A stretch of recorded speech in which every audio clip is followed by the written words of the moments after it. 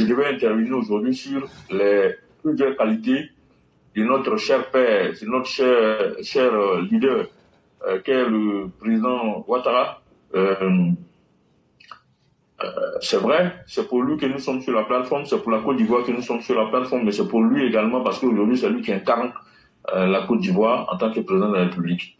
Alors, notre cher Ouattara, la problématique aujourd'hui à l'orée de 2025, alors, parce que je le dis comme ça, nous sommes déjà à mi-parcours de 2024 et on va dire 6 mois de l'année électorale déjà, parce que le mois de juin, fin juin, c'est déjà la moitié complète de l'année, ça fait à peu près 180 jours.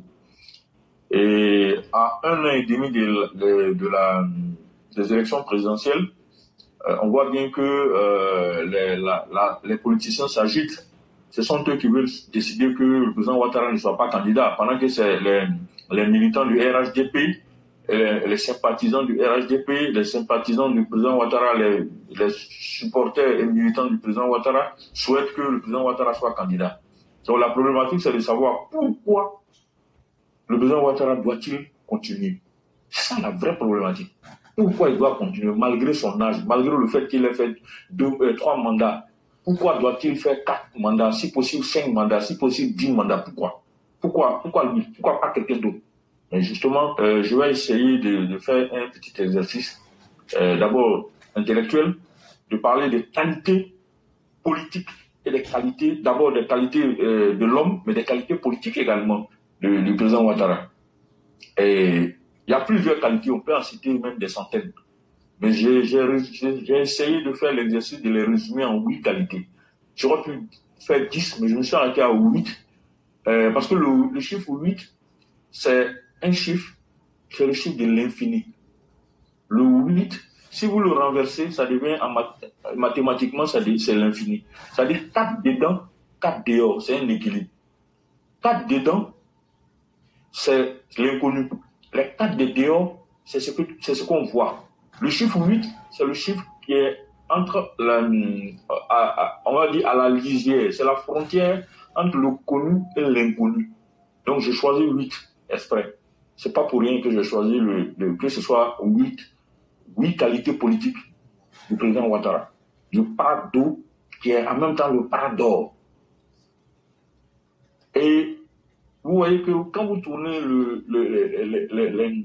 les noms et prénoms de ce cher monsieur, de ce leader mondial, parce que le président Ouattara n'est pas qu'un leader national, c'est un leader africain, mais c'est un leader mondial.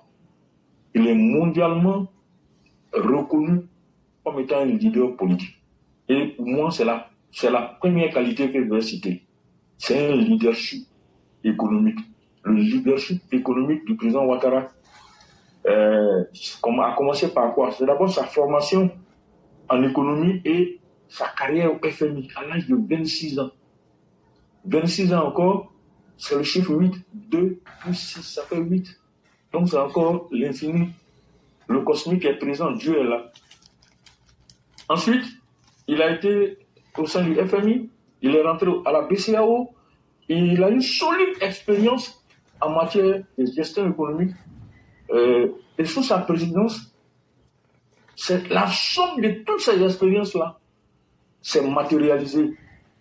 Et on voit bien que la Côte d'Ivoire a connu et connaît une croissance économique soutenue et avec en toile de fond une forte amélioration des infrastructures du pays. Et avec les perspectives encore positives de toutes les agences de notation et des institutions internationales, des institutions de Bretton Woods. Les institutions de Bretton Woods, c'est la Banque mondiale et le FMI. Ils sont tous d'accord que jusqu'en 2026, on aura une croissance d'au moins 5%. Non-stop. Donc, le leadership économique du président Ouattara, c'est la première qualité. Ça, c'est déjà... À cause de ça, là, on doit même le laisser continuer. Sans même que je ne parle des autres qualités. Ça, là, c'est une qualité déjà. Cette qualité-là est largement suffisante pour le laisser continuer. Et ça, je ne parle que depuis 2011, quand il est arrivé au pouvoir. Mais sans oublier sa première apparition sur la scène politique. qui est 1990, où il est venu rassurer toute la nation ivoirienne. Ce qui est très important. Il est venu rassurer toute la nation ivoirienne. Et certaines personnes, notamment Babo et même Bédié, ne lui ont jamais pardonné certaines choses. Depuis ce moment-là, parce qu'il est venu mettre fin, en tout cas, il a fait vaciller les ambitions des uns et des autres. Ils ont eu très peur. Donc il a fallu qu'ils aillent trouver dans leur... Ils ont réfléchi qu'il n'y avait pas de défaut. Sur quel plan il fallait attaquer le monsieur politiquement, mais on a décidé que bon, comme il n'est pas connu des Ivoiriens, on va dire qu'il est étranger. D'où est partie, en fait, cette histoire de Alassane Ouattara et Burkinabé. Bon, bref, aujourd'hui, ce n'est pas tellement de ça que je voulais parler. Donc pour moi, la première qualité, c'est le leadership économique. La seconde qualité, c'est l'expérience internationale. Ce leadership économique qui est à la fois qui est international, national et international, mais en même temps découle de ce leadership économique une expérience internationale établie dans le marbre. Ce n'est pas un débat. Les gens peuvent nier, mais quand ils sont assis là, leur propre conscience, c'est qu'ils savent tous que le monsieur là, son expérience internationale là, est établie. Je dis bien dans le marbre. Personne ne peut contester, même si tu contestes là, tout le monde sait que tu as de mauvaises foi. Parce que le monsieur, c'est un monsieur avec un grand M. On était en Angleterre, on avait dit, c'est un lord. Parce que c'est franchement expérience internationale au FMI, à la BCAO, avec des perspectives tellement positives dans tous les domaines d'activité de l'État. Sur le plan diplomatique, il a positionné la Côte d'Ivoire, un pays qui était un lambeau, qui était complètement, je ne sais pas, qui était en moins. Parce que quand il arrivait au pouvoir, on était bien en moins 4%. Quand il arrivait au pouvoir, on est passé de moins à plus. Donc, il nous a pris dans le sous-sol pour nous envoyer au firmament, au sommet. Et ça, c'est son expérience internationale qui a fait ça. Et c'est la deuxième qualité importante du monsieur. Qu'on ne peut pas, personne ne peut nier, même ses détracteurs, ils nient, mais ils deviennent ridicules parce que personne ne les écoute. Donc, sur le plan économique, sur le plan diplomatique, sur le plan politique, sur le plan des organisations internationales, partout, le monsieur est un monsieur. Partout, l'homme en impose. Maman Sali a dit, quand vous regardez l'image où il parlait à Séoul récemment, mais tous les blancs là, les gens comment on appelle, de Séoul, étaient en train de le regarder comme un extraterrestre. Parce que eux-mêmes, quand ils le regardent là, ils se demandent comment un noir peut être aussi performant économiquement, politiquement et diplomatiquement. C'est un cas rare. C'est un cas rare. Et Claude vous a donné quelques éléments spirituels en disant que les gens auraient voulu que l'homme dont on avait parlé là, le Ouattara là, on a entendu parler de lui un siècle à l'avance. Les gens de Congo avaient déjà parlé de Ouattara. Au moins un siècle à l'avance. Moi, j'ai eu la chance de rencontrer un Burkinabé, un vieux Burkinabé à l'époque, en 98. Il m'a dit ceci, que lui, il a fait ses études coraniques au Nigeria, et que son maître coranique leur avait dit quand ils étaient plus jeunes que la Côte d'Ivoire va connaître un monsieur. Et quand il voit les caractéristiques, c'est au président Ouattara. Et il m'avait même dit à l'époque, si Bédié ne fait pas attention, son pouvoir va se gâter à cause de ce monsieur-là. Donc, pour vous dire que, déjà, c'est pas n'importe qui. Ça, c'est une vérité de la palisse quand je le dis. Je peux même dire que le fait de le dire même là, je gâte. Ça se voit, ça se constate, ça se parle pas.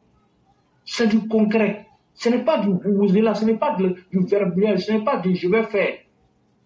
Ou bien, si on m'avait laissé, j'allais faire. Non. Lui, il fait. Il dit, il fait. En plus, en politique, c'est rare de voir un politicien dire quelque chose avant les élections et puis il réalise. Il vient même faire plus que ce qu'il a dit. la capacité à rétablir la stabilité. Ça, c'est la troisième qualité du président Ouattara. La capacité à rétablir la stabilité. Et chers frères et sœurs, on n'a qu'à se dire la vérité.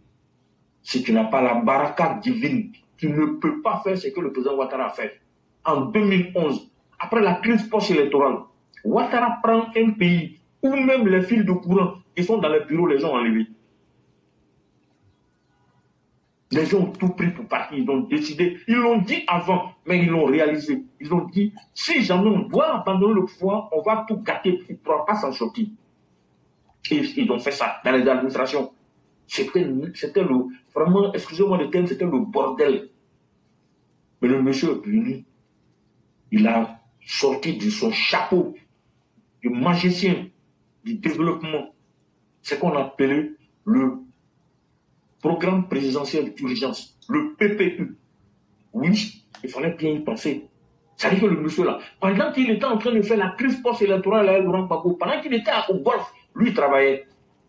Il se disait que je vais sortir du Golfe. Et quand je vais sortir du Golfe, les Ivoiriens ne vont pas me faire des cadeaux. Parce que je me suis battu pour arriver au pouvoir. Si je ne réalise pas ce que j'ai, au moins 80% de ce que j'ai dit, ils ne vont pas me faire des cadeaux. Donc le monsieur travaillait pendant qu'il était en train de faire la politique avec Gbagbo pour essayer d'avoir le dessus pour prendre le pouvoir. Vous voyez que c'était un monsieur qui, s'il n'avait pas préparé ça, il n'allait pas avoir la capacité à rétablir la stabilité du pays. Donc, il a joué un rôle crucial dans le rétablissement de cette stabilité nationale, au plan national et pour la paix en Côte d'Ivoire et au plan international. Donc son gouvernement a travaillé à la réconciliation nationale et à la reconstitution du pays, la reconstruction du pays et à la reconstitution du pays qui était en lambeaux. Le tissu social était complètement volo, tout était parti en éclats. Il a reconstitué là, c'était un puzzle, il a tout mis en place. Avec la maestria du monsieur. Pendant qu'on tirait, je me souviens une fois, il y avait une tentative de coup d'État qui était en train de se faire. Il est parti à Beaunois, aller inaugurer un chantier. Le chantier de l'eau potable. On devait tirer l'eau de Beaunois jusqu'à Abidjan pour desservir certains quartiers. Il allait inaugurer son chantier. C'était programmé. Et la nuit, les gars ont commencé à tirer jusqu'au matin. Mais on tirait les parties, l'enfer, il est revenu. Les gens attaquaient. Il ne faut pas que les Ivoiriens oublient ça. Hein. Les gens attaquaient les commissariats. Ils attaquaient les gendarmeries. Mais le monsieur a continué à faire son travail. La capacité à rétablir la stabilité. C'est la troisième qualité du monsieur. Je vais passer à la quatrième qualité. Et compétence, donc ça découle de la troisième. Il a une compétence reconnue nationalement et internationalement en gestion de crise. Je vous ai dit, le monsieur, il est multiforme et multidimensionnel. Il est profond, très profond. C'est un maître. Ce n'est pas n'importe qui. Capacité, compétence, capacité à rétablir la stabilité. Troisième qualité. Quatrième qualité, compétence en gestion de crise.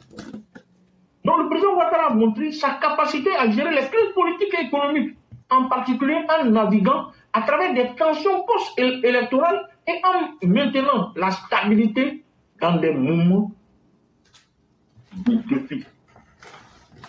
En l'occurrence, il a su contrecarrer le terrorisme, le djihadisme, en mettant les ingrédients nécessaires pour rendre performants les forces de défense et de sécurité de la Côte d'Ivoire. Ça, la personne ne peut nier. C'est une réalité. On vit en paix dans les 4 points cardinaux. Mais avant d'arriver même au djihadisme, j'ai parlé du fait que les gens, au sortir de la crise post-électorale, les gens attaquaient les commissariats. Les gens attaquaient les choses, les gendarmeries. Il fallait gérer ça. Il a géré. Il a géré. Il a mis en place les ingrédients qu'il faut. Il a donné les moyens aux forces de défense et de sécurité. Il a créé, au plan social et politique, il a créé, comment on appelle, la CDVR. Après, il a créé la CONARIV.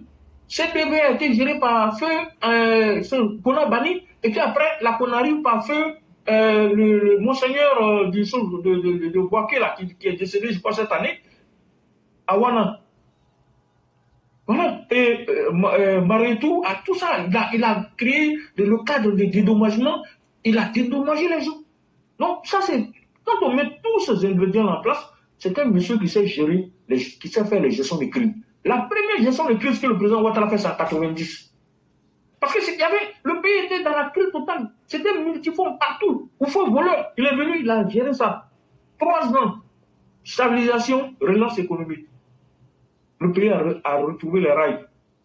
Quand il a 2010-2011, après la crise post-électorale, il a encore montré une autre dimension de sa compétence en matière de gestion des crises. Il a géré la crise post-électorale de main de maître. Il a pris le pays, il a fait avancer les choses, il nous a mis sur les rails, sur le plan diplomatique, ainsi de suite, partout. En tout cas, tout ce qui est à pouvoir des galions de l'État, il a su les gérer. Il a pris ses responsabilités. Si les jeunes présidents ou le nouveau président et les jeunes présidents sont malins, ils n'ont qu'à aller à l'école du président Ouattara. Ses disciples qui sont autour de lui, ils n'ont qu'à cesser de se croire qu'ils sont capables. Ils ne peuvent pas, ils n'ont pas les vibrations nécessaires. Le président Ouattara, c'est toute une école. C'est un monsieur qui incarne ce que vous n'imaginez pas. Il incarne tout un système. Il incarne tout un système. C'est pas n'importe qui. Et ça, c'est pas le fait de le dire qui fait qu'il n'est pas n'importe qui. C'est parce qu'il n'est pas n'importe qui. Quand je dis c'est un système, tous ceux qui ont approché le président Ouattara, c'est comme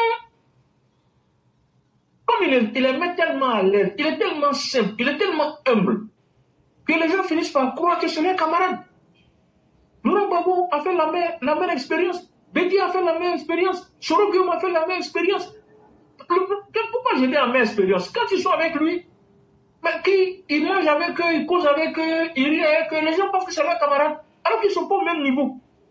Et quand ils commencent maintenant à vouloir le combattre, c'est là qu'ils se rendent compte que le monsieur là, ce qu'il incarne là, c'est plus costaud qu'on imagine. Parce que si tu avais dit à Laurent Gbagbo que lui, parce que Laurent Gbagbo avait préparé la crise post-électorale, ça personne ne peut me dire le contraire.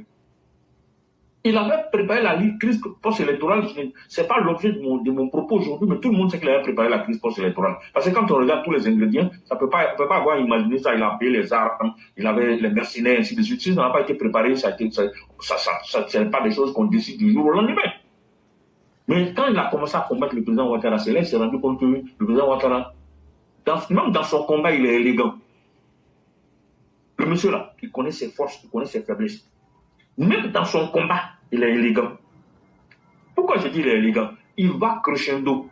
Il ne déroule pas l'armada de sa puissance d'un coup. Non. Il va toujours par étapes.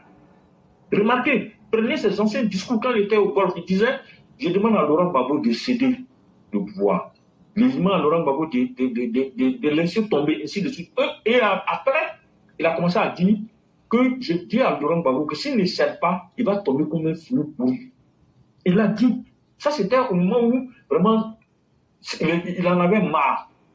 Et je peux vous dire, il y a quelqu'un qui était avec eux au Golfe qui m'a confié que le président Bédié, à un moment donné, avait dit, jeune frère, vraiment, est-ce qu'on peut, on n'a qu'à laisser, on n'a qu'à partir à Paris, on va aller se coucher là-bas, au moins sinon toutes les ventes tuées. Le président Ouattara a dit, grand frère, fais-moi confiance.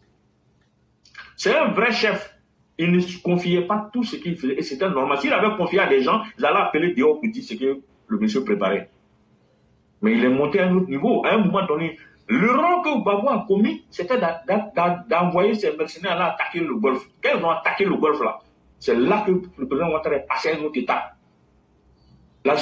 L'étape ultime, c'était quoi? Et la France a pris une résolution. Mais c'est sur une insistance, une résolution qui a été appuyée par les États-Unis.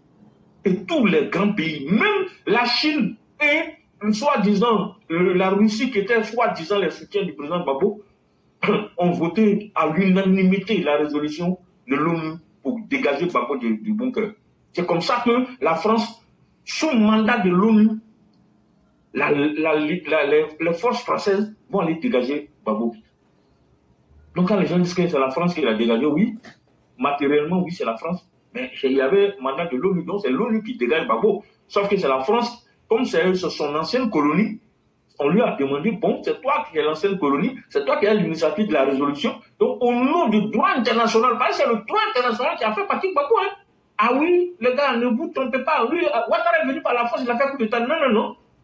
Il a utilisé le droit pour l'enlever. C'est pas un coup d'État, il a utilisé le droit international pour l'enlever. Donc ça aussi, il faut être compétence donc en matière de gestion de crise. Très élégant. Même dans la gestion de crise, il est élégant. Et il a une capacité d'anticipation que seuls les grands hommes ont. Oui.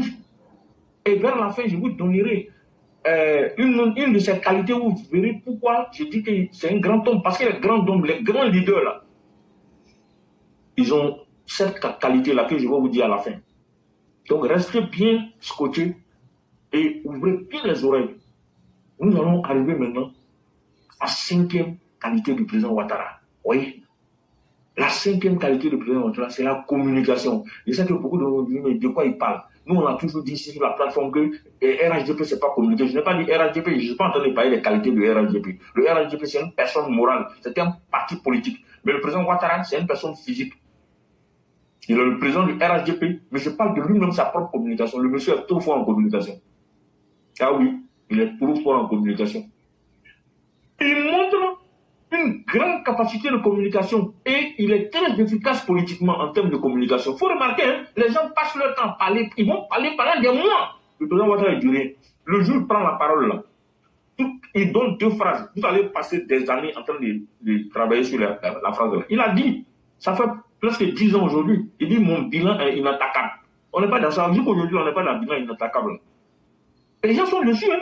Après cette dissertation, ils sont dessus jusqu'aujourd'hui. Ils n'ont pas trouvé de solution pour pouvoir répondre à ça. Ils ne trouveront pas. Je vous ai dit, leadership économique, première qualité, seconde qualité, expérience internationale, troisième qualité, capacité à rétablir la stabilité. Quatrième qualité, compétence en gestion de crise. Cinquième qualité, communication. Il sait parler à ses citoyens. Il a une vision pour les citoyens. Et en plus, il sait communiquer avec les partenaires internationaux et les investisseurs. Ah oui. Si tu ne sais pas communiquer, ils ne vont jamais venir chez toi. Vas-y, tu es l'un des plus grands compétents en matière de gestion du pays et tout ça. Mon cher, il faut être fort aussi en communication. C'est ça. Donc, c'est la 5e qualité. La 6e qualité, c'est ça. Sa grande capacité de réformation. C'est un grand réformateur. Oui, le président Ouattara, il a fini la réforme. Et réforme politique. Il a fait une nouvelle constitution. Il a créé des institutions qui n'existaient pas. Réforme économique.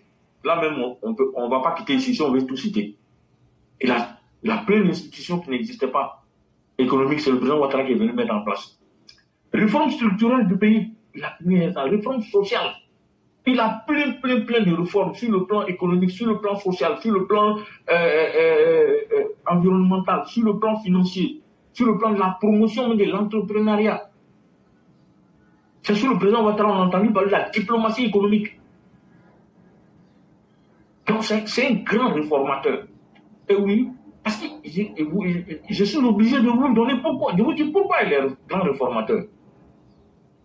Parce que spirituellement, il en a les capacités. Spirituellement, c'est un monsieur, il est Capricorne ascendant Verseau. Le Verseau, la planète maîtresse du Verseau, c'est Uranus. Uranus, c'est le dieu du changement. Donc c'est un monsieur-là, il a les capacités pour faire changer les choses, mais dans le sens positif, pas dans le sens négatif.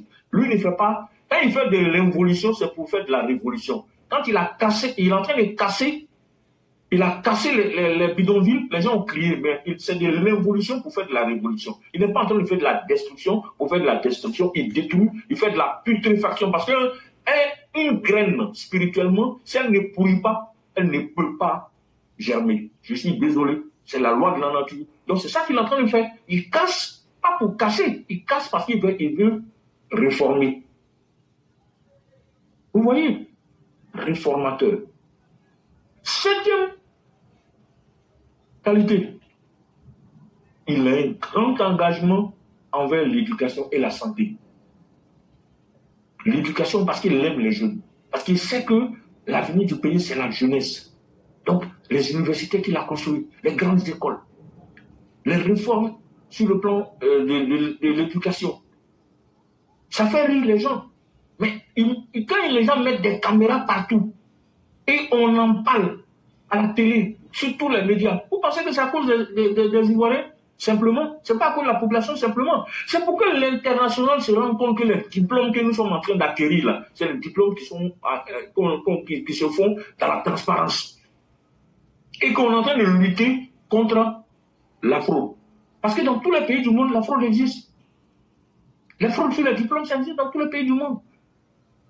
Mais il faut faire en sorte que, il faut montrer la capacité de l'État à lutter contre la fraude dans l'acquisition des diplômes. Donc, au moment des examens, non seulement on met les moyens pour traquer et attraper les fraudeurs, mais on en parle publiquement pour que tout le monde voit. Donc, du coup, les diplômes que nos enfants vont avoir, nos frères et nos soeurs et nos enfants vont acquérir, vont avoir de la valeur sur le plan international. Ça va aider psychologiquement les gens à nous accepter et à se rendre compte qu'il y a un effort qui est fait. Donc, ça là, il n'y a rien à démontrer. Sur le plan de la santé, mais on voit bien les réformes, la construction des CHR, des CHU, à Zopé, à Boisseau, ainsi de suite. Moi, je viens de travailler sur actuellement, le gouvernement est en train de mettre en place la production d'oxygène. C'est-à-dire que les CHR là seront autonomes en termes de production d'oxygène. Je ne sais pas si vous vous rendez compte quoi. Les hôpitaux que le monsieur a construits là, il est en train de mettre même ceux qu'il a rénovés, ils vont construire des unités de production d'oxygène. Ça va faire que l'oxygène sera beaucoup plus accessible et ce sera moins cher. Donc, ce monsieur-là, au nom de tout ce que je viens de dire, de cette qualité que je viens de citer, en commençant par leadership économique, expérience internationale, capacité à rétablir la stabilité, compétences en gestion des crises, communication, réformateur, engagement envers l'éducation et la santé. La dernière qualité de monsieur, c'est un visionnaire. Oui, j'ai mis ça pour la fin parce que c'est un leader, un président qui n'a pas de vision, c'est pas un président, c'est pas un leader. On parle de Houphouët-Boigny, mais Houphouët-Boigny c'était un visionnaire. Oui. C'est Houphouët et le président Ouattara qui font des projections. Le président Ouattara actuellement, il a fait projection jusqu'en 2000, je ne sais pas si c'est 40 ou 50 là-bas. Par rapport à certaines infrastructures, ainsi de suite. Aujourd'hui, les gens sont en train de dire oui, c'était un leader politique, quelqu'un comme Tidjane Thiam dit que c'est lui qui a fait construire ça, c'est lui qui a fait les 12 travaux de l'éléphant, tout ça. On sait bien que c'est pas vrai, mais c'est le président Houphouët-Boigny, à travers son ministre du plan, Mohamed Diawara, qui avait dans les années 70 fait la projection des 4e, 3e ponts, ainsi de suite. Déjà, à cette époque-là, c'est disant que la ville d'Abidjan va se développer, va s'agrandir, on aura besoin d'un 3e, d'un 4e, voilà. Et le 5e pont, ça, c'est l'imagination du président Ouattara. Ça, c'est lui qui a imaginé ça. C'est pas Houphouët-Boigny. Les 4 autres ponts, ça, c'était Houphouët. Mais le 5e pont, ça, c'est l'imagination du président Ouattara. Et les autres ponts qui vont suivre, ça aussi, ça sort de l'imagination du président Ouattara. Donc, c'est un visionnaire. Il a une vision claire du développement économique et social de la Côte d'Ivoire, avec des programmes et des plans d'action pour l'industrialisation, l'amélioration des infrastructures et l'expansion, le développement des services sociaux. Ça, ce n'est pas un débat. Moi, je ne veux pas discuter avec quelqu'un. Hein. Moi, je vous dis, je vous rappelle, ou j'essaie de résumer, ou de synthétiser les choses, c'est tout. Sinon, tout ce que je viens de dire là, vous tous vous savez. Vous le savez. Mais il faut qu'on rappelle aux gens ce que le monsieur représente, ce qu'il incarne. Ces 8 qualités-là, ce n'est pas donné à tout le monde. C'est pas, prenez les dirigeants politiques et mettez-les un à un. passer là au peigne fin en essayant de voir s'ils ont le leadership économique, ils ont l'expérience internationale, ainsi de suite, jusqu'à les 8 qualités. Vous n'allez pas trouver les 8 qualités chez tous les leaders. Je suis désolé. C'est pas possible. Mais lui, c'est un condensé de tout ça. C'est une grâce. Et cette grâce-là, elle n'est pas donnée à tout le monde. Et les gens qui ont ce genre de grâce-là, ce sont des gens qui ne sont pas nombreux. Parce que c'est des leaders spirituels. D'abord, avant d'être même des leaders politiques ou encore des leaders de société, ainsi de suite. Et ce n'est pas donné à tout le monde. C'est une grâce que tout le monde n'a pas. C'est une grâce que tous les pays n'ont pas. C'est une grâce que nous avons. On ne peut pas cracher dans la soupe. Je suis désolé. Je vous en prie. Donc, au nom de tout ça, vous qui m'avez écouté, je vous demande, vous voulez qu'on laisse une personne qui incarne ces 8 qualités-là, politiques, pour aller prendre qui? On le laisse, on prend qui? Il faut qu'il forme quelqu'un à partir de 2025. Donc, il faut que le président Ouattara continue. Voilà où c'est l'objectif. C'est attirer l'attention des gens. Ne faites pas de mauvais calculs. Et tous ceux qui s'agitent autour de lui, croyant qu'eux aussi, parce qu'ils ont l'argent maintenant, ils sont capables de gérer la Côte d'Ivoire, vous mentez. C'est les vibrations du monsieur là dont vous profitez. Je vous dis, hein, quittez le président Ouattara, puis essayez, vous allez voir ce qui va vous arriver. Voilà Soro Guillaume, mais avant Soro Guillaume, il y avait Adama Champion. Adama Champion a trahi le président Ouattara pour aller avec le président Bédié en croyant qu'il était populaire à Kourougou. Je me souviens à l'époque, j'avais mis au défi un gars du PDC en disant que si Adama Champion a fait plus de, même 10, il a eu 10% même dans l'électorat à Kourougou là, j'ai changé de nom. Je ne vais plus m'appeler, je ne serai plus Koulibaly. J'ai changé de nom. Et je lui avais même promis que je vais lui donner 100 000. Mais Adama Champion, non seulement il a été lamentablement, il a perdu lamentablement, il a été battu à plein couture par Feu Amadou Bon, mais Adama Champion n'a plus jamais rien été politiquement en Côte d'Ivoire. Je laisse Adama Champion, je prends Zemmour. Ce sont des exemples concrets, réels autour de nous. Et là, je m'adresse à ceux qui s'agitent autour du président Ouattara. Ne vous trompez pas. Je vous dis, vous n'avez pas les vibrations. Hein, ça, je vous dis, tous autant que vous êtes, vous n'avez pas les vibrations. Ne vous trompez pas. Si vous tentez l'expérience, vous allez regretter. Je vous dis ça, tous autant que vous êtes. Je ne suis rien, mais je vous dis, ne vous trompez pas. Vous n'avez pas les vibrations. La Côte d'Ivoire, ce n'est pas n'importe quel pays. Le fauteuil présidentiel, là, tu n'as pas les vibrations nécessaires. Si par extraordinaire tu t'assois dessus, là, tu seras éjecté de la façon la plus lamentable possible. Et tu vas, si tu ne fais pas attention, laisser cette affaire-là dans la honte. Oui, parce que ce n'est pas un fauteuil qui est permis à tout le monde. Le pays n'est pas n'importe quel pays en termes de vibrations. Quand vous regardez tous les lauriers que nous glanons actuellement, ce n'est pas fortuit. Et pourquoi c'est sous le président Ouattara que ça se passe? C'est un signal divin. Tout simplement. Oui. Et là, je suis en train d'aborder maintenant un aspect du monsieur qui n'est pas écrit. Un aspect du monsieur que l'entendement ordinaire ne voit pas. Le monsieur là, c'est pas n'importe qui. Et ne vous fatiguez pas, vous ne pouvez pas l'atteindre. Parce que les entités divines qui le protègent, grâce à la mission divine que Dieu lui a confiée, qu'il est venu pour incarner et réaliser, je ne vais pas permettre que vous le touchiez. Ce n'est pas possible. Je suis désolé. Vous ne pouvez pas l'atteindre.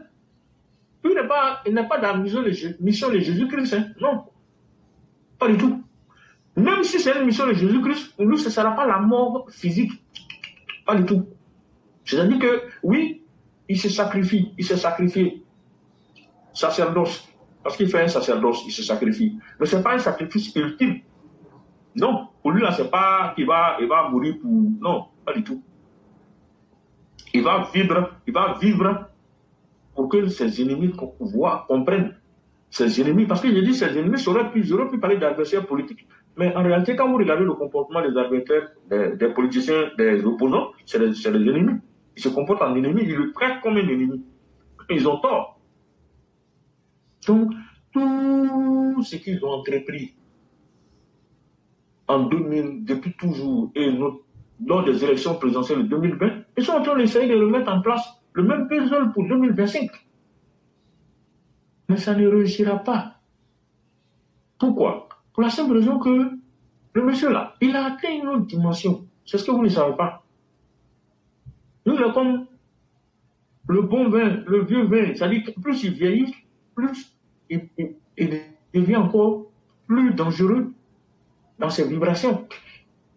Parce que il est toujours en maturation. C'est toujours la maturité. Il n'a pas fini de mûrir. C'est dans sa vieillesse là-même qui va rendre plus de service à la Côte d'Ivoire. C'est contrairement à ce que vous pensez. Quand je vois des petits journalistes sur les plateaux de télévision en train de dire qu'il est trop vieux, il a fait que 7 conseils des ministres, en train de tromper les gens en racontant n'importe quoi, des contre-vérités sur le plateau de NCI 360, moi il me fait pitié parce que ce garçon, un jour ou l'autre, il va pleurer sans comprendre. Il n'a qu'à se renseigner.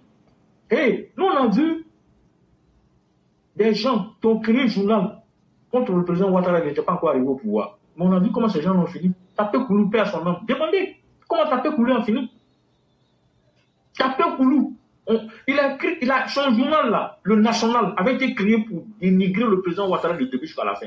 Je dis ça pour les jeunes et je rappelle ça à ceux qui ont connu cette affaire. Nous, on était ici, on est des contemporains de l'histoire de la Côte d'Ivoire. On a vu ça. Tapé Koulou a créé un journal spécial financé par Pédi à l'époque, le PDCI. On appelait ça le National. Quel dénigrement il n'a pas fait au président Ouattara? Que des mensonges, un vrai torchon. Raconter n'importe quoi sur le monsieur. D'abord, Koulou a fini comment? Il a fini de façon misérable. D'abord, il a eu, je crois, paraît-il qu'il a eu le sida, ainsi de suite, qu'il est mort vraiment de façon misérable. Donc, André Sylvain Kouna, moi je te donne un conseil de frère. Tu as le droit de critiquer le président Ouattara. Tu n'es pas obligé de l'aimer, on s'en fout. Tu es PDCI, on le sait. Mais il y a un jeton qui t'a donné là. L'argent qu'il t'a donné, puis tu prends chaque fois que tu es sur le plateau en train de parler de santé du président Ouattara. Hey, petit, il faut faire attention. Hein. Si tu peux mourir pour laisser le vieux là, hein. Ça, je te dis ça. Hein.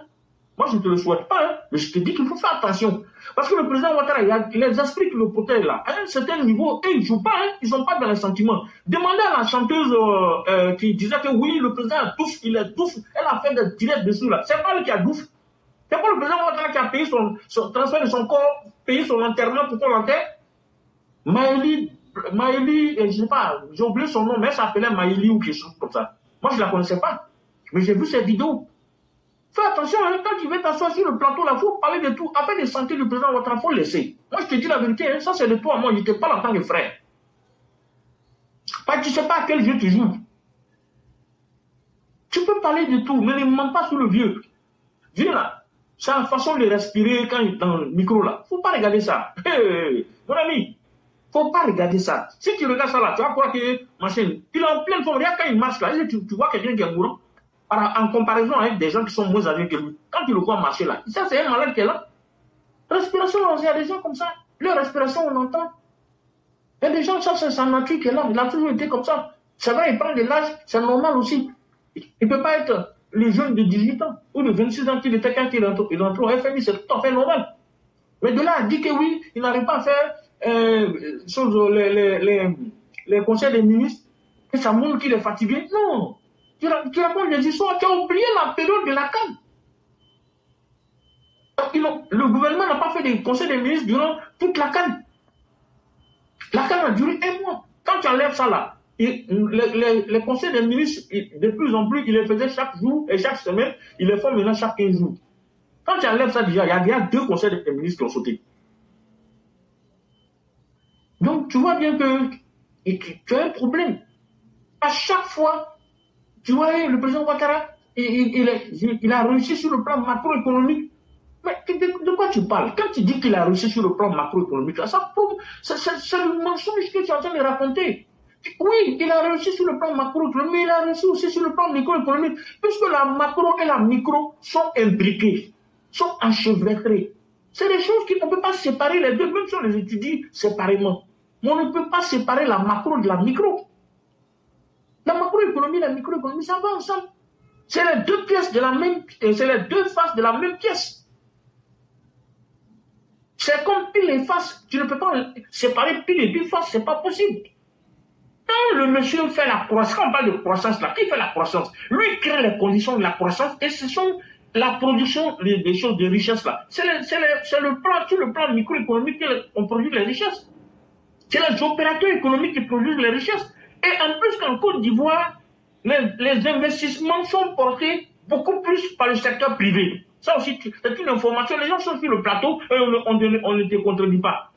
Parce que peut-être qu'ils ne s'informent pas suffisamment avant d'aller s'asseoir là-bas. Donc tu viens, tu racontes des choses, des inepties, des contre-vérités. Et c'est choquant à la limite. Ce n'est pas sérieux, tu fais de la manipulation. Tu n'es pas un journaliste. Un journaliste, c'est quelqu'un qui informe, qui raconte des faits, et non, qui ne fait pas d'interprétation tendancieuse. Tu es un politicien en fait. Tu es un PDCiste, un gars, tu n'aimes pas dire ça même, Thiamis. Ça sonne même pas bien. Tu es un supporter de Thiam encagoulé. Tout le monde le sait. Donc, détrompez-vous. Si le président Ouattara était un homme simple là, si son pouvoir était un pouvoir qui n'était pas divin, il avait perdu le pouvoir depuis longtemps. D'abord, il ne serait même pas arrivé au pouvoir. Ça, c'est la première des choses. Et quand il est arrivé au pouvoir, il n'aurait jamais pu continuer à gouverner. Je vous dis pourquoi. Le président Ouattara rencontre beaucoup de difficultés dans son évolution sur le plan politique. Je vous donne l'explication spirituelle.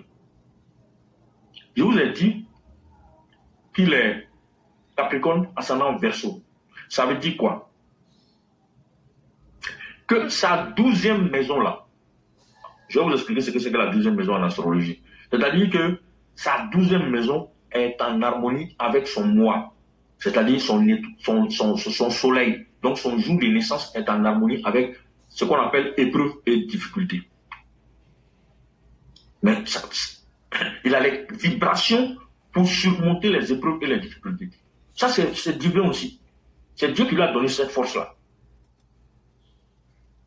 Il a les vibrations. C'est-à-dire que vous allez monter, descendre. Au moment où c'est Dieu, vous pensez que c'est fini pour lui là. Il rebondit toujours. C'est comme ça qu'il est. Ça, c'est Dieu. C'est le côté divin du président Ouattara qui est là. Parce que tout ce qui est divin là n'est jamais simple. C'est toujours, il y a toujours, le chemin est toujours difficile. Parce que, et c'est ce qui est difficile là, qui est exaltant. On dit à vaincre sans péril, on triomphe sans gloire. Le président Ouattara, tout ce qu'il a obtenu comme victoire dans sa vie, regardez bien, c'est toujours des batailles. Et la victoire est toujours éclatante. Et puis, c'est généralement sans embâche, sans débat. Ils ont tout fait, il ne peut pas être candidat, c'est pas un Ivoirien. C'est l'entreprise. On dit, il n'est même pas candidat. Babou même dit, non, mais on dit, qui on dit qu'il n'est pas candidat? Il a qu'à laisser. On a entendu tout ça ici. Babou a dit que oui, le président Ouattara ne sera rien en Côte d'Ivoire et les gens qui sont derrière lui ne seront rien. Tout ça, on a entendu. Il ne sera jamais président, on a entendu. Bon, à la fin, exceptionnellement, on va prendre, parce que tout ça, ça fait partie de leur subterfuge politique. Pour faire croire que c'est parce que le président Ouattara et le président Bédié Gbagbo a voulu que le président Ouattara devienne candidat. Non. La loi, la constitution n'empêchait pas le président Ouattara d'être candidat. C'est parce que les politiciens ne voulaient pas. Et pour ne pas avoir honte, ils ont été obligés de trouver un subterfuge politique en disant que bon, sur la base de l'article 48, exceptionnellement, Gbagbo va signer un décret pour dire que le président Ouattara peut être candidat. Mais si, ça c'était, ils se sont dit, et ça j'ai entendu, plusieurs gars du FP disent ça, non, après ça là, les élections présidentielles 2010, c'est fini, on le met à la retraite politique, lui et puis Bédié. On le met à la retraite politique. Qu'est-ce qu'ils ont dit? C'était mal connaître le cosmique, c'était mal connaître Dieu, c'était mal connaître les plans de Dieu. C'est pas une affaire d'aller s'asseoir pour boire bière, hein, ou bien boire du vin, pour dire qu'on a décidé quelque chose. Comme Éclaireur a dit tout à l'heure, les gens qui s'en vont voir les soi-disant pasteurs, en fait, ce n'est pas des pasteurs. Le gars, c'est le plan politique, c'est le plan, il trace un plan de déstabilisation ou bien un plan politique, et puis il y a un qui se fait passer pour lui, j'ai fait vision. En fait, ce n'est pas une vision. Ils viennent informer les populations de ce que politiquement ils ont arrêté. Et ils font croire que c'est une vision, puisqu'ils savent que la population ivoirienne est très attachée à la religion, notamment chrétienne et musulmane. Voilà, donc du coup, les gens, voilà, on utilise la religion pour tromper le peuple, en faisant croire qu'on a fait vision, ça tirait partout, on a tué les gens, et que bon, un tel est arrivé au pouvoir. Donc ça arrive que si effectivement il y a des coups de feu, ben, les gens vont se dire, ah, c'est la volonté de Dieu. En fait, c'est ça l'objectif, pour que les gens puissent adhérer. On voit votre jeu, tout ça là vous avez fait, vous avez tenté, ça ne marche pas. Laissez, comprenez que ce n'est pas, votre temps est passé pour ceux qui ont déjà fait le pouvoir. Maintenant, ceux qui pensent qu'ils vont prendre là, ils ne peuvent pas prendre. Laissez, vous n'êtes pas prévu. Dans la liste là, vous n'êtes pas dedans. Parce que vous n'êtes pas digne. Vous n'êtes pas digne. Il faut être digne pour pouvoir espérer arriver au pouvoir en Côte d'Ivoire. Hein. Je vous dis la vérité. Hein. Si tu n'es pas digne, ça ne passera pas. Le cosmique ne va pas permettre. Donc, voilà les réalités, les qualités du président Ouattara dont je voulais parler pour exhorter, encourager les sympathisants, les partisans du président Ouattara. Et même les non-partisans, les interpeller pour leur dire que, attention, on ne peut pas laisser partir ce monsieur. Franklin Delano Roosevelt a fait 4 mandats aux États-Unis. Il a terminé le 4e mandat dans la chaise roulante. Ce n'est pas ce que je souhaite au président Ouattara. Ce n'est pas ce que je lui souhaite, mais c'est pour dire qu'aux États-Unis, où depuis des siècles, c'est 2 mandats et puis c'est tout là, selon la Constitution là. Eux, ils ont permis à ce monsieur-là de faire 4 mandats. Vous vous rendez compte? Les Américains sont pragmatiques. J'aimerais que nous les Ivoiriens, nous soyons pragmatiques, que nous comprenions que hey, cette histoire de oui, 2 mandats, 3 mandats, c'est du pipeau. C'est une erreur. Nous, les Africains, on n'a qu'à quitter d'en faire des 10, 3, 4, 5 mandats. Si le gars peut faire 10 mandats, qu'il est en train de rendre service au peuple, laissez-le faire. C'est le peuple qui va décider de ne pas le voter. C'est tout. À partir du moment où les élections sont transparentes, si le peuple veut de lui, il sera toujours là. Mais si le peuple ne veut plus de lui, on va lui faire partir. Il va perdre les élections, puis lui, il va comprendre, il va aller s'asseoir. Mais vous dites que vous avez fait des manifestations pour empêcher que le monsieur soit candidat. C'est ce que vous avez fait en 2020, ça n'a pas marché. Vous voulez encore essayer de bon, vous voyez que vous ne pouvez pas faire ça cette fois-ci. Vous dites non, il a rendu service à la population, il n'a qu'à aller s'asseoir. On va sentir qu'il fasse 4e mandat. André Sylvain Kona qui va nous rappeler que le président Ouattara avait dit que je n'allais pas faire 4e mandat. Bon, il a dit, mais nous on dit, on ne veut pas. Mais maintenant tu dis quoi? On ne veut pas. Il n'a qu'à rester, il va faire même 5 mandats. Si physiquement il peut tenir, nous on est prêts, on accepte. Parce qu'on sait ce qu'il peut nous apporter. Et à nous, et à nos descendants, et à nos parents. C'est ce que nous on regarde, c'est le bonheur du peuple ivoirien là. C'est ça que nous on regarde. Votre histoire des nombres de mandats, nous on ne fait rien à ça. Ce n'est pas important pour nous. Parce que ce n'est pas ça l'essentiel. On ne peut pas accepter de continuer à se tromper. Parce que les gens comme le président Ouattara là, la chance qu'on a de l'avoir, on ne peut pas s'amuser à le laisser partir comme ça. Si le président Ouattara montre quelqu'un, Dieu va bénir la personne pour que la personne puisse réussir son mandat. Après le président Ouattara, je vous dis ça aujourd'hui. Pourquoi? Parce qu'il va lui communiquer, pas la totalité de la baraka, mais une partie de la baraka. Qui va permettre à la personne avec sa personnalité aussi, de pouvoir justement avancer positivement. Et c'est ça que nous on veut. Donc tout ce que vous êtes en train de raconter, vous dites des choses, ça n'intéresse personne. La majorité de la population aujourd'hui sait où se trouve son bonheur. Ça c'est clair, la majorité de la population sait où se trouve son bonheur. Ne vous trompez pas, ne pensez pas que les gens ne savent pas, les gens sont au courant. Ils savent où se trouve leur bonheur. Les gens savent, le peuple sait. Et vous savez ça, voilà pourquoi vous ne voulez pas qu'il aille aux élections. Parce que vous savez que si le président Ouattara est candidat là, il n'y a pas quelqu'un parmi vous, même tout votre bonheur multiplié par 10, vous ne pouvez pas. Vous ne pouvez pas contre lui. Vous ne pouvez pas. Si vous avez trop eu, si vous êtes chanceux, que vous avez trop eu, là, vous allez avoir peut-être 10, 15, 20% maximum. Sinon, il va frapper, il va vous frapper, premier tour. Ce n'est pas une affaire de 2 tours. Il ne fait pas 2 tours avec quelqu'un. Dieu va faire 2 tours avec vous. Envoyer de Dieu va faire 2 tours avec vous. Vous avez vu ça où? Le président Ouattara, c'est un prophète de développement. Oui, moi je lâche le mot, puis je vous le dis, c'est un prophète de développement. De toute façon, les gens sont prophètes des religions là. Lui, le monsieur là, il est prophète du développement. Je vous dis ça aujourd'hui. Il est prophète du développement. Et ce n'est pas seulement pour la Côte d'Ivoire, hein. Il est prophète du développement pour toute l'Afrique. Le monsieur s'est porté garant pour que le Mali puisse avoir crédit. Il s'est porté garant pour que beaucoup de pays de la sous-région qui sont contre lui, le Burkina, la Côte d'Ivoire, le Burkina doit payer 700 milliards à la Côte d'Ivoire. Il dit bien 700 et quelques milliards à la Côte d'Ivoire, le Burkina doit ça à la Côte d'Ivoire. Mais est-ce que vous avez vu lui-même, il parle? Vous l'insultez, il ne vous répond pas. Donc c'est possible, c'est pas n'importe qui, c'est un grand homme, c'est comme un enfant qui provoque une grande personne. Si tu le gifles, les gens vont dire oui, voilà, l'enfant là, machin, c'est un petit, il connaît rien, c'est la même chose. Hein. On est exactement dans la même configuration. Donc vraiment, chers frères et sœurs qui m'écoutez, je vous remercie de m'avoir écouté. Je vous remercie de m'avoir accordé tout ce temps pour parler de notre leader, pour parler de notre patriarche, pour parler de notre prophète du développement. Oui, moi je m'en fous, excusez-moi du terme, de ce que les gens vont penser du fait que je dise que c'est un prophète du développement. C'est la vérité. C'est un prophète du développement. Oui, le monsieur là est un prophète. C'est pas au sens religieux du terme que je le dis, mais c'est un prophète du développement. Remarquez, quand il dit quelque chose, ça se réalise. La plupart du temps, il a dit il n'y a jamais 203. Il a pris Coupe d'Afrique là. Il dit il n'y a jamais 203. Même au plus fort de la crise, c'était compliqué. 4-0, on dit non, c'est mort. Les éléphants ont dit, quand on a dit ça, l'opposition est fâchée. Que pourquoi Max Gradel a dit que le président était le seul à les appeler. Les gars ont commencé à insulter Max Gradel sur les réseaux sociaux.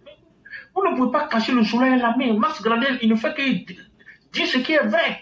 Il a dit que le président Ouattara les a appelés pour dire j'ai confiance en vous. J'espère que ça va aller, ne vous en faites pas. Et devant le secrétaire général Anthony Blinken, il a dit, le secrétaire d'État américain, il a dit que oui, on a perdu, la Côte d'Ivoire a perdu 4-0, que mais il n'y a jamais 203. Ça s'est réalisé. Il a dit, dans son premier mandat, que, dans une interview, que le taux de pauvreté est très élevé. Mais je vais forcer pour faire baisser le taux de pauvreté. Il a pris de 51% le taux de pauvreté. Il a amené ça, aujourd'hui on est autour de 35%. C'est pas un prophète ça, c'est un prophète. Que vous le voulez ou que vous ne le voulez pas, moi je le dis et j'assume. C'est un prophète, le monsieur là, c'est un prophète du développement. Ah oui, il est trop fort, même les blancs même ne peuvent pas à lui. C'est pas camarade de quelqu'un. Il n'est pas l'ami de quelqu'un à faire du développement à lui. Non. Si tu le dépasses là, tu ne peux pas trouver quelqu'un. Tu as trouvé qui? Des gens viennent parler, oui, non, on ne va pas prendre crédit. Ils prennent trop crédit. On leur demande maintenant, bon, on fait comment pour développer la Côte d'Ivoire et aussi vont prendre crédit. Bon, maintenant, vous plaignez pourquoi lui il a pris crédit, c'est pourquoi. Donc vous voyez que on est dans des paroles insensées de la part de l'opposition. On ne peut pas laisser ce monsieur-là. Et puis aller prendre, on va prendre qui? Montrez-moi qui. On n'a qu'à prendre sur 30 millions d'Ivoiriens là, montrez-moi qui on va prendre pour on laisse le président Ouattara dans son vieux là. Mais oui, vous dites qu'il est vieux, non? On le laisse, mais on prend qui? Ah, parce que les gars, il est jeune quoi. On fait quoi avec jeunesse? On a vu éclaireur hier dans le TikTok. Hier, le lait, le jeune homme qui est venu, les jeunes, mais il connaît quoi? Quand il écoute la parler là, lui-même il est plus idiot que les vieux. Vous voyez que ce n'est pas la jeunesse. Ce n'est pas une affaire de jeunesse, c'est une affaire de savoir-faire, de savoir-être, ainsi de suite. Il y a plein d'autres qualités que je viens de citer là. Quand vous voyez tout ça, vous voyez qui? Moi, je ne vois pas, hein. Personnellement, je ne vois pas. Je peux me tromper, mais je pense que c'est pas sûr que je me trompe en ce moment, en tout cas, par rapport au président Ouattara. Donc, éclaireur, je vais m'arrêter là. Okay. Parce que je parle, ça fait maintenant, je crois, 1 heure, 2 minutes. Okay. Je vais m'arrêter là. Je pense avoir dit l'essentiel. Je voudrais encore une fois te dire merci pour l'opportunité que tu m'as donnée de pouvoir m'exprimer par rapport à ce grand homme. C'est un exercice que j'espère avoir pu réussir d'une certaine façon. Il y a plein d'autres choses qu'on peut dire sur le président Ouattara, sur plusieurs autres dimensions du président Ouattara. Mais aujourd'hui, je voulais m'arrêter sur plutôt ses qualités politiques en agrémentant un tout petit peu avec quelques qualités spirituelles. Voilà, je te remercie, je remercie tous ceux qui ont écouté. J'espère que les uns et les autres auront été suffisamment sensibilisés s'ils ne l'étaient pas. Pas extraordinaire, mais si j'étais sensibilisé déjà, que leur sensibilisation s'approfondisse, qu'ils comprennent et continuent de prier très fort pour que le président Ouattara ne nous abandonne pas en 2025 en disant qu'il est fatigué ou quoi que ce soit, qu'il accepte de continuer le travail et qu'il puisse former quelqu'un pour entre 2025 et 2030. Donc, éclaireur, je m'arrête là. Merci beaucoup, cher aîné. Merci pour ce cours magistral. C'était tout simplement extraordinaire. Parler du président Ouattara, le guide, le bâtisseur, le leader, et le faire de fort belle manière, vous avez ébloui tout le monde. Et il y a même le maître de la pensée, Bamba Amara, qui vous dit bravo, bravo, bravo, bravo. Et cher aîné, vous venez de marquer un coup d'expert, un coup de maître. Vraiment, chapeau à vous. Merci pour le travail bien fait. Vous venez de vraiment définir ce que c'est que l'homme Ouattara. Et c'est simplement époustouflant. C'est tellement beau. Et vraiment, merci d'avoir révélé encore. Certains savaient comme certains ne savaient pas, mais quand on fait ressortir tout ça, ça prouve encore combien de fois l'homme est grand. Et c'est à nous de tenir ce qu'on a en main. Et vraiment, merci beaucoup. Merci beaucoup. Merci Ebere, et merci à tout le monde et bonne continuation et que vive la plateforme, vive tous les EPV, vive toi-même éclaireur, vive le président Ouattara, vive la Côte d'Ivoire. Merci beaucoup, cher aîné. Excellente soirée à vous et vraiment merci pour cette belle... Merci, excellente soirée à tout le monde. À bientôt. Merci beaucoup.